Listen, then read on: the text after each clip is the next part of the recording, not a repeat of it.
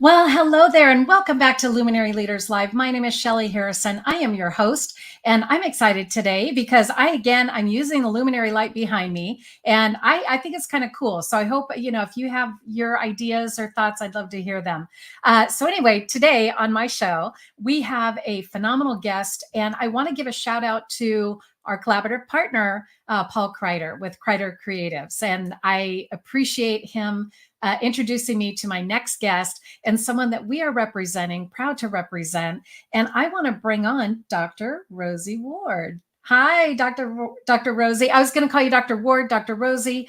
How would you like me to refer to you on this show today? You know what? You've already introduced me. Now it's Rosie. We're friends now. So we've already friends. We're friends on the show. So yes. Yeah. Well, I'm so happy to have you here, Dr. Rosie, Rosie, right? I'm going to have to get past that. Sorry. You are the CEO and co-founder of Salveo Partners. And first and foremost, congratulations are in order because your business just won a very prestigious award. And you want to share what that award is? Yeah, we just won the 2024 Stellar Business Consulting Award for the best in the US, which was pretty cool. So that is amazing. We got a little trophy. So yeah. Very fun. Yeah. We should have had you show that, have it on your desk, right? And then just kind of have it appear on the camera. Behind my head. So there we go. Oh my gosh. Well, congratulations on that. I mean, that is definitely something that I can absolutely see. You have your show series, Rosie in My Pocket, and you have other things that you're doing to just help businesses across the country with your company and the consulting that you're doing. And, again, we want to say thank you to Paul, who introduced Rosie and I. And so, Rosie, let's start with, let's back up about 10 years and how you are where you are today. What brought you here in terms of what you're doing? I think honestly it goes back more than 10 years, but let's go back to more than 10 years then. More than 10 years, but I would say that honestly, twice in my career, I personally experienced the ill effects of being in dehumanized, toxic workplaces with poor leadership, poor morale. And I think when you experience something personally, you get it on a fundamentally different level. And absolutely. What I observed was my well-being, my light, my sparkle being absolutely sucked out of me. And the second time around, I was a mom and it had a ripple effect into my family and my kids. And I just we spend so much time at work. Life is way too short to go to a job where you feel like you're not valued, where you're treated like, crap or ignored or whatever, right? There's various degrees of it. It makes for funny movies and TV, but not so great when you're living it. Yeah, in real life. And we all deserve to be able to say, I love my job. I love my coworkers. I love what I do. It shouldn't be a luxury. And so I think having gone through that and, you add a combination of my background started in fitness and wellness and then morphed into leadership and culture. And so I really learned that there is this incredible interconnectedness and intersectionality of our own individual health and well-being and the health of the organizations where we work.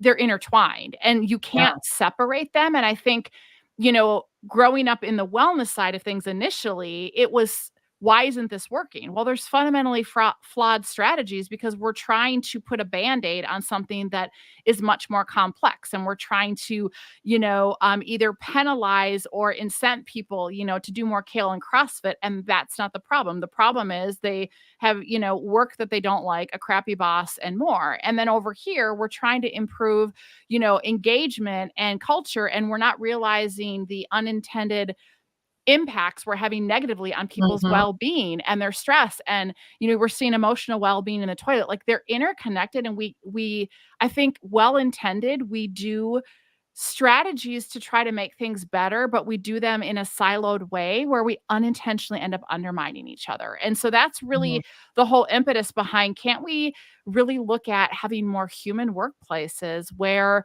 the norm is that people feel valued when they go to work, that they have meaningful relationships, that they could get to stretch and grow out of their comfort zones. They get to contribute to something that they care about. And whenever they go home, whether they're virtual or in person, they have something left to give to the people and the organizations and the things that they care about. I mean, that's what we all deserve. Exactly. Exactly. And, when you think about it, everybody, people need to have jobs to pay their bills, to take care of what they want and need.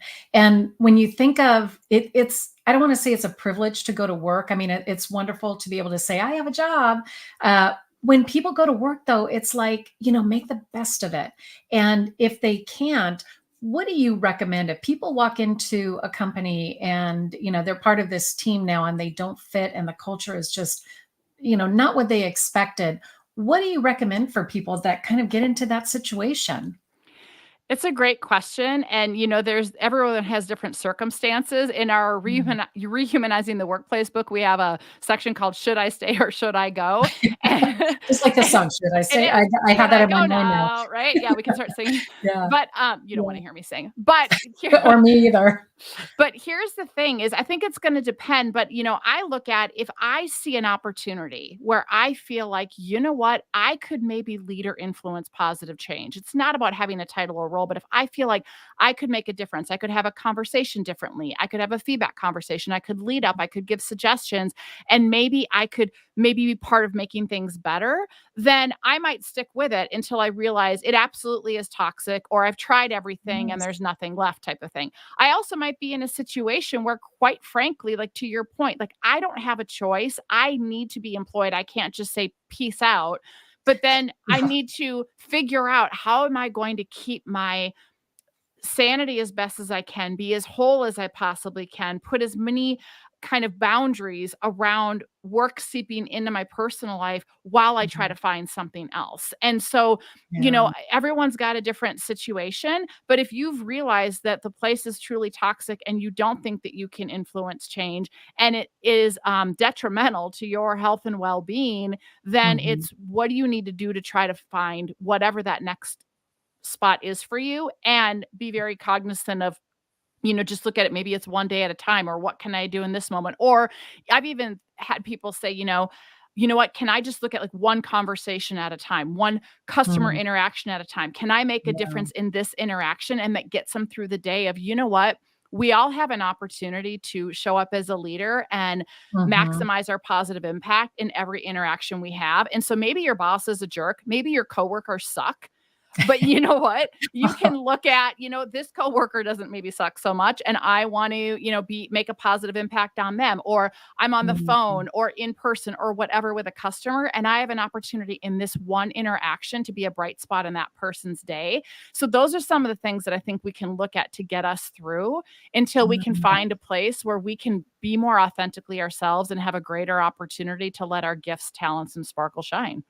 Yeah, I love that. And you know what? We are gonna take a quick commercial break, and we'll be right back.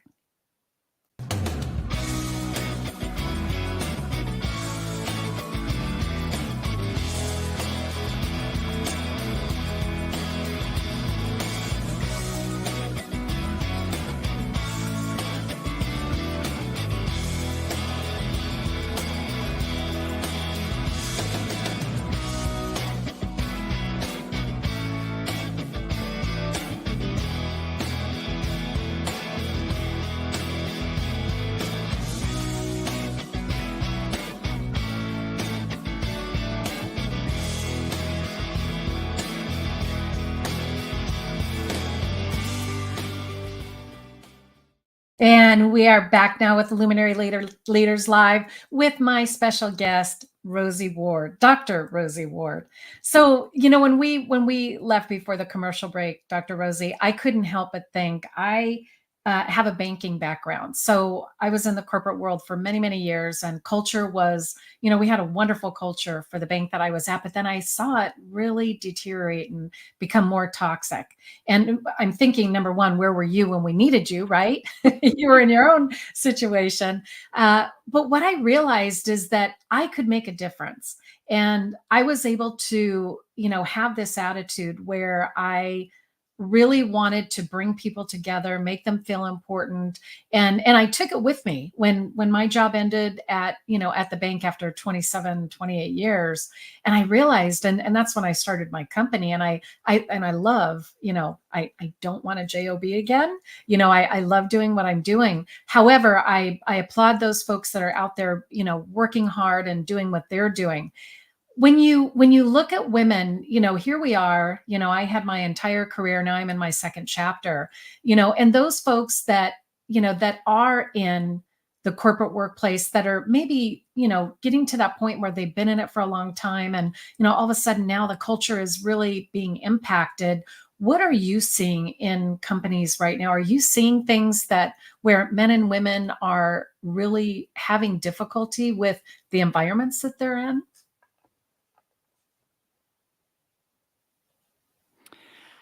It's a good question, and I think, there's still definitely is a gap for women leaders. I do a lot of work with women leaders, and I do a lot of leaders, but, with women organizations, especially because there is this double standard that still exists whether we want to admit it or not. And I will talk Yeah. to male leaders and they can show up very passionate and very assertive about something, and a female or someone who identifies as female can show up as the same way and be labeled as moody or be labeled as difficult or be labeled in a way that isn't really productive. And so I think that you just get to we have to be so aware of the double standards, of the biases. If you take a woman of color, it's even worse for them being labeled in ways that are Mhm. not helpful and not productive. So we tend to add stories onto things. And so I think that the good news is we're starting to see more people that are in any group that's marginalized standing up and saying, "Hey, I want to be heard. I have just as much right here at the table as you."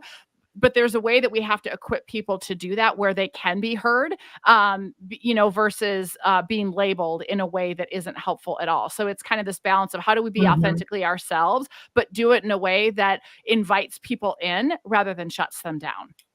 Yes, yes. Oh, that is so refreshing. And yeah, and that's spot on, spot on. And there's an analogy that you have, and I watched one of your videos and I thought, my gosh, if I looked at everything that way, it makes perfect sense. And it's the bucket, right? With the glass, the wood, and the rubber balls. So let's talk about that. And Yeah, this before we do, real quick, I just want to give a shout out to Paul. Paul's watching. Great to be Hi, with these Paul. inspirational women. Thank you, Paul, We love our Paul. We love Paul. collaborative partner. Okay, I'm sorry, Dr. Rosie. No, yeah. Yeah, Well, the bucket. so one of the things that I see happening a lot, and this is common for so many people, is we have all these competing priorities. And I'll be working with leadership teams and working with leaders, and they talk about, I don't even know how to set a healthy boundary, or I don't even know how to manage my calendar because I feel like I'm doing the job of three people and everything seems to be falling into the quadrant of both urgent and important. And I'm like, not Yeah. everything can be both urgent and important. And so Mhm. that old Johari window is not helping people prioritize anymore. And so this is something that's been around a long time, but it's this metaphor of a bucket, right? So if you're holding a Mhm. bucket of balls, it's like, okay, you have three types of balls in that bucket. You have your glass balls, which are those things that if you drop, they will shatter, they will break, they will be irreparable. And so Mhm. you've got to be really cognizant of that. You've got your wooden balls, which are those that if they drop, there's going to be some ding, there's going to be some damage, but it's recoverable. And then you have your rubber balls that have a whole lot of bounce and they're resilient and they can be dropped and life will go on. And so Yeah. I always say to people, when you look at your week, when you look at your day, are you just looking at a to-do list and everything is just the same type of ball in your bucket? Or can you delineate what are my glass balls? And we've started using this on our team. And we're like, glass Yeah. balls are number one client work, self-care. right? Like those are glass Mhm. balls that we cannot drop in a week, because you drop your Yeah, self-care, you can't serve your clients. So those are our glass non-negotiables. balls. And then you know what? Things like social media or other things might be wood balls. And then we look at Mhm. what's a rubber ball this week. And it's become so much easier and clear to go, okay, if I know I have 2 or 3 glass balls, then everything else goes around that. What are my wood? What's elsewhere? And so it's a simpler way than trying to get all complicated of like just what are your priorities, because otherwise it can be overwhelming when you look at your calendar and or you look at It your to-do can list be. and think I didn't get it all done. It's like, yeah, but if you tended to your glass balls, you're going to be okay.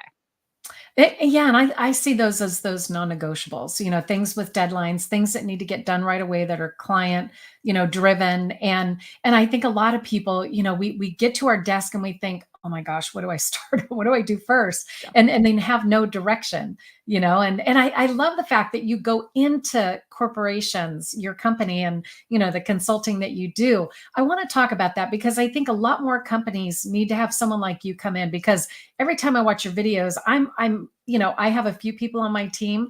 I'm inspired though by the videos that you do because they're informative. They remind me of when I was in my career in the corporate world, and now I'm applying it in my business. Oh, yay. Yeah. Yay. Yeah. So let's talk about that because going into a corporation, what can they expect when you come in? What kind of change are they going to see? Again, right? It's the consultant answer. It depends, but I think it depends on where the organization is on their journey. Mhm. Have they already clarified their purpose and they have really good deliberate practices in place to have their values be a lived experience and practice, not just words on a wall? If they haven't Yeah. done that work, that's kind of a starting point. We call that our lighthouse. Maybe they've done that work and they've done some leadership development, but it's not quite sticking because they haven't really cared for the inner messy work that we don't like to talk about and do, but it's essential to be able to be effective. Maybe they've got some teams that aren't cohesive. Maybe they Mhm. have culture initiatives that need to be better wrapped up. So it really depends. So with every client, we have a discovery of, talk to me what's working, what's not, what are your goals, where are you at? Because their journey is all going to look different. For some, we're heavy Exactly. on Yeah. assessing their leadership bench strength and doing really thoughtful succession planning and development. With others, we're knee deep into their culture and doing purpose work and supporting that. But I will tell you one that just warms my heart because it happened, it was just last week. So we have one Oh, longstanding client that we've been uh-huh. working with now, gosh, a good 7 years. And we do leadership My development. goodness. We've done their purpose work. We help their culture ambassadors. Like we're just embedded. We do a lot of really good stuff with them. And That's what's really fantastic. interesting is Mm. last week we were with them and their COO was giving an update to their culture ambassadors and said, from 2010 to 2018, they were pretty flat with their profits and they had some areas that were struggling. And they said from 2018 onward, they've seen steady growth with branches that were once struggling doing really well. And I'm Mm. like, can I just point out that you started your journey with us in 2018 with your purpose and Oh, everything. that's a feather in your hat. And I'm like, "Hello." And what's great, and they've had some record years in spite of COVID, and their Yeah. CEO has been really great of saying, "Had we not done this culture work pre-COVID, Oh, we would have been struggling," and kind of carrying it through because culture is like a garden. It's not just like, "Check, I'm it done." truly It's is. it's deliberate. And so Yeah. and then we have other clients where they've really been able to put the right people in the right roles and have thoughtful succession planning rather than waiting till their hair is on fire. We have other groups where, we measure pre-post psychological safety and their teams are more effective, their turnover's gone down. So again, it just Mm. depends on where the needs are, but it's a lot of the factors that are key for our human KPIs that Mhm. are critical, right? Turnover, retention, effectiveness, engagement, all of those things. That's what's possible when you meaningfully care for your culture and care for your people. Yes, I see that, and like I said, when I was in the banking industry, that those are the places where and there are other, work environments that are very difficult and challenging. I mean, I'm even looking at, Starbucks. It's a very fast-paced, difficult. I know my son works for Starbucks and, he handles it really well, but it's a very fast-paced environment. And it's essential that everybody, communicates and cooperates and all of those things. And it's a culture. It is Mhm. definitely a culture. Well, and Yeah. here's the thing with culture is I think so often people sit back and say, "Oh, it's the CEO's responsibility, or it's HR's responsibility, or it's the chief culture officer's responsibility." But here's the Yeah. thing is every single one of us, every single day can either show up as a culture contributor or a culture contaminator. Ooh, Period. I love that. Culture contributor. Say that again. Contr Contributor, Culture contributor or a culture contaminator. contaminator. And so Wow. culture is everybody's responsibility, which is why we have to equip people with shared core and common language and tools to be Mhm. able to effectively contribute to the culture, to show up as an effective team member, to show up as a leader whether or not they have the title or role. And if they have the formal leadership responsibilities, additional tools because of the influence that they have over the culture. And that's really the way we Mhm. need to be thinking about it. It's moving beyond a leadership development strategy to a people development strategy. And how do we equip people to Yes. thrive in this messy, disruptive world that is Mm. hijacking so many of us to not show Oh, I up as the know. best version of ourselves? Gosh, this is such great insight, Dr. Rosie. I appreciate you being on Luminary Leaders Live, and I want people to know too that you do workshops, work in corporations, your company does, and you're also a keynote speaker, Mhm. and you go on podcast shows, shows like this. And where can people find you? I would love people to reach out to me. They can find me on LinkedIn, Rosie Ward. I think R Ward is my handle. You can find me on both Instagram and Facebook. It's Dr. Rosie Ward. And I have a YouTube channel where my Rosie in my pocket little short nuggets of advice are Love housed those. along with some of our podcast episodes.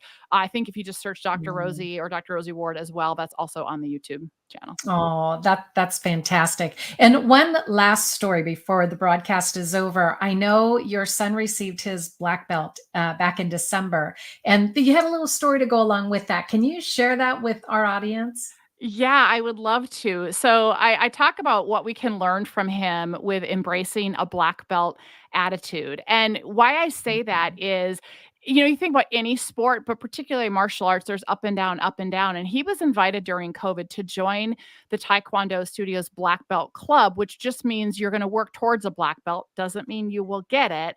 And it Yeah, also means that you are going to ride the ups and downs that sometimes you want to do it, sometimes you don't and what all that entails. And there were several yeah. times over the last year and a half where my son flat out wanted to quit, and we kind of went in and talked to the Master Jones about Mm. what that would look like, and we realized you've come so close that I think you're going to really regret it if you don't finish. And so his journey last fall was like, look, he negotiated with his swim coaches because he's on a swim team. He negotiated with the Scott. Master Jones to say, like, look, I can't meet all of your practice requirements because I'm trying to do both. I mean, a 13-year-old negotiating, first of all, with his coaches is Oh my phenomenal gosh. leadership. And then basically when he got to this, like, warms my heart, but he got to there's a physical practice test for the black belt. And you had to run about equivalent of a mile and a half outside around the building. You had to go in and do this ridiculous set of circuits that, like, Oh most people would gosh. throw up doing. And after you're done doing that in like 45 minutes of that, then you have to go back out and run another Oh mile my and a half. gosh. It's similar to the military, what they Yeah. have to do. It Yeah. absolutely, and the thing is that for the run, it is you can slow to, like, a ridiculously, like, barely jogging pace, but you walk or you stop, you fail. And Gosh. I kept offering to train with him, and he's like, "No, no, no, no, no, no." And I Oh, could tell that he was struggling, and when he had to go out and I said, "Just give a lifeline, if you need me to come out and run with you." Mind you, my back had gone oh, out the week before, I was not oh wearing my running gosh. shoes, but Oh, this is what parents do, right? And so right. he's running by, and I could see, like, he is not gonna make it, and it was only, like, 1 lap in, and he Oh, had, like, 7 more to go, and oh he didn't give gosh. me the thumbs up, but I just knew, and I'm like, those instinct kicks in, and I'm like, "I don't care if I have to be in the chiropractor for, 4 months straight." So I went out, and I'm running with him, and I'm coaching him to breathe and just, like, come Oh, on and whatever. And what was really, really cool is we got to, like, we were gonna be the last lap, and he's like, "Is this the last lap?" And I'm like, "Yep." And he's like, "You go inside. I got this." And, oh, um, oh and my why that's gosh. and why that's so meaningful to me is not just, "Ooh, I showed up for him." It was he didn't give up, but here's the thing. How often Mm, when we're struggling, we don't want to ask for help. We don't want to Yes. admit we're struggling. We try to pretend we're superhuman. We don't want to accept help when it's offered to Yes. us. That's And so all of true. that was such a lesson of, you know Mm. what? Like, he didn't give up. He accepted help. He, Oh, like, he found the confidence and he got his black belt, which is a that huge is accomplishment. awesome. So, It's yeah. a very intense martial art, and the reason why I asked is, for you to share that story is because I took taekwondo, and my brother, my late brother, he was the teacher, and it was something Mhm. that was near and dear to my heart. So we're so happy for your son, though. He persevered, and he made it happen, and now he has his black belt. So that's exciting. He Yeah, teaches me every day. I mean, I think some I of our bet. best leadership lessons come from Um, kids, whether you have them or you're around them in your life, if we just pay attention. There's so many, so yes. many. Life lessons Yes. everywhere. Yes. Well, Dr. Rosie, thank you so much for being here. We were streaming live on multiple platforms, LinkedIn, YouTube, Facebook, and several other places that we were streaming. And I always invite people to go back to the beginning of the episode so you can watch and hear all of the insight that Dr. Rosie shared with us today. And Dr. Rosie, again, thank you so much for being here. Thank you for And having me. yes, and we want to thank Paul. He was very active in sharing, and we want to thank Paul again and Kreider Creatives for being just a great collaborative partner. And we will catch everyone next time. Thank you.